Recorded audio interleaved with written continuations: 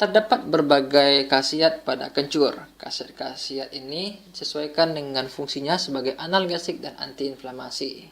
Beberapa efek tersebut, kencur digunakan sebagai obat analgesik dan antipiretik.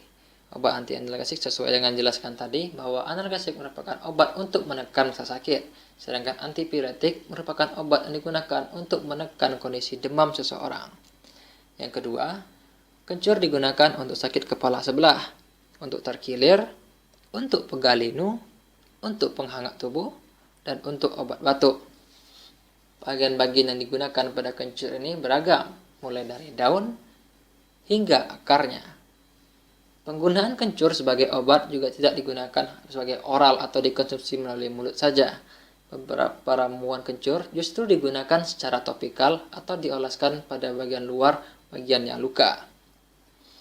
Namun, belum terdapat banyak penelitian mengenai kencur, sehingga dibutuhkan penelitian lebih lanjut untuk mengetahui apa saja efek yang terdapat pada kencur.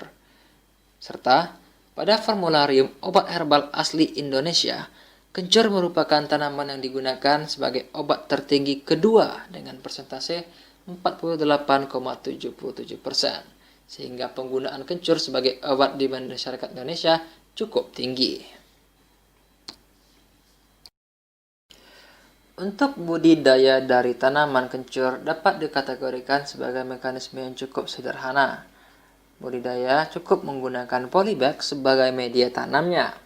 Metode yang dilakukan pertama dengan mencampurkan 2 bagian pupuk bokashi dengan 1 bagian tanah serta dengan setengah bagian pasir.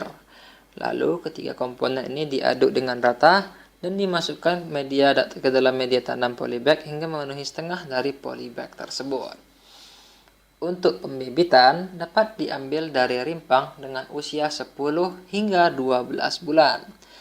Terdapat beberapa persyaratan untuk rimpang yang dipilih sebagai bibit untuk pertumbuhan rimpang yang baru. Beberapa syaratnya yaitu pertama, rimpang harus bebas dari jamur, memiliki warna yang mengkilap, dan memiliki daging yang keras, serta memiliki calon mata tunas sebanyak 1 hingga 3 tunas.